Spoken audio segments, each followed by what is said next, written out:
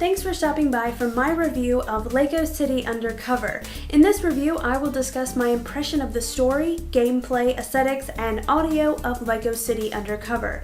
I will also reveal what I consider to be the best and worst aspects of the game.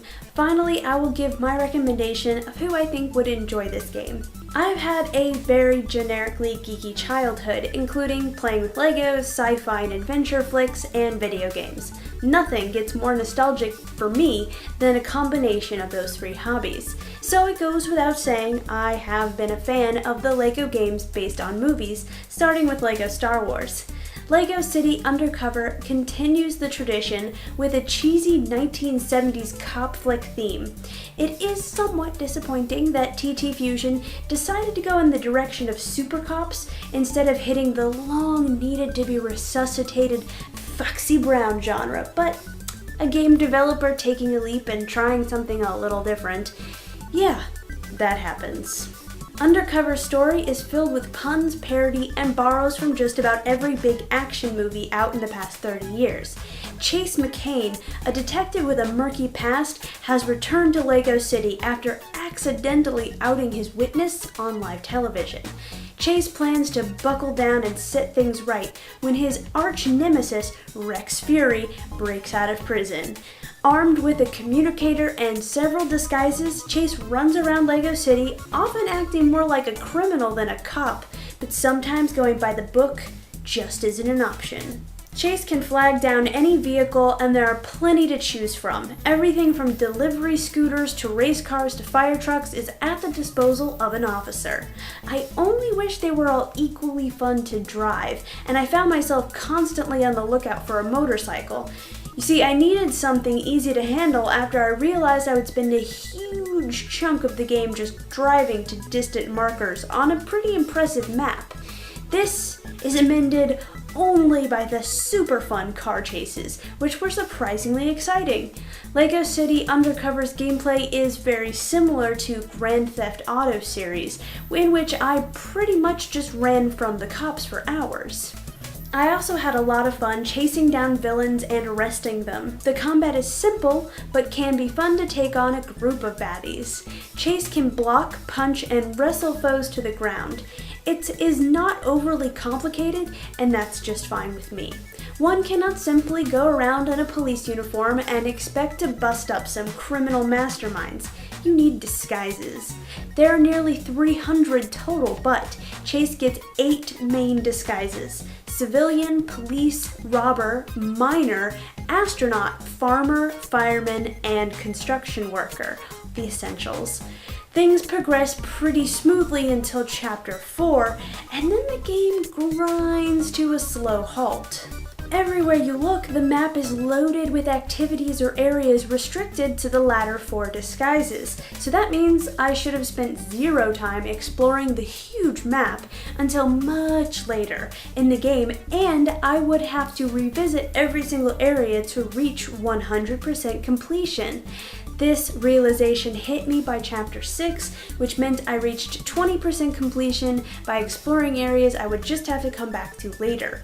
There just wasn't any motivation for me at that point to even care about 100% completion, and by this point the incredibly slow loading times and slightly too frequent cutscenes had sapped any enthusiasm I had for this game. I did something I hate to do. I looked up a walkthrough to ascertain when the next disguise would become available. I was relieved to find out the astronaut disguise would be available after the mission I was actually on. Truthfully, I didn't know if I could have mustered up the desire to play any more of this game if I hadn't found that out. It is pretty typical of a Nintendo adventure game to have locked areas that can be revisited as the protagonist gains new abilities. The tricky part is timing those new abilities so the player doesn't get disheartened. For me, that timing was off by just one mission. Graphically, LEGO City Undercover is simple, colorful, and fits in well with Nintendo's other series. The city is impressive, with a lot of diversity among the people, buildings, and cars. They didn't try to get flashy with a lot of detailed textures or complicated shapes, and the everything fits perfectly in a LEGO world. Another downside of the cutscenes is the camera zooms in on the characters, highlighting some issues. From the zoomed out perspective during gameplay, this problem all but disappears and everything appears smooth.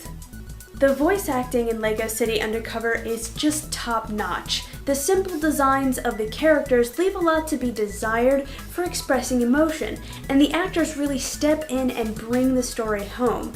A lot of the jokes would fall completely flat if their actors weren't up to snuff. Luckily, they rock. Speaking of rocking, the soundtrack ain't too shabby either. The soundtrack is funky fresh and fits each scene perfectly, especially the detecting music. The best part of this game is the car chases, hands down. There just needed to be a lot more of them. The worst part has to be the loading screens, as disappointing as the lack of multiplayer was. Not only are the loading screens painfully long, but there's just nothing to them. Just a rotating badge on the TV and on the controller screen. Come on. Don't tell me that's the best they could come up with. It's a good game. Why are the loading screens? Give me a mini game, some tips or tricks, rotating characters or vehicles, something. Ugh, it's terrible. There is a lot to see and do in LEGO City, so much so that I don't feel the need to replay the game, as much as I want to keep a file to work on getting 100% completion. I really do like that TT Fusion made LEGO City Undercover in the style of GTA, toned down the violence considerably, and completely switched the moral undertone of the game without removing the fun of the genre. I could comfortably give this game as a gift to a youngster and not have to worry about upsetting their parents or corrupting that child's pure innocent mind. I recommend this game to fans of previous LEGO games and GTA games. You will find LEGO City Undercover very familiar. Kids will love this game. It seems to be made with a younger audience in mind. Movie buffs and pun lovers will really get a kick out of the humor in LEGO City Undercover. So, do you plan to pick up LEGO City Undercover? If you already own LEGO City Undercover, please let me know your impression of it down in the comments below. Thanks for watching. Love and peace from my PC to yours.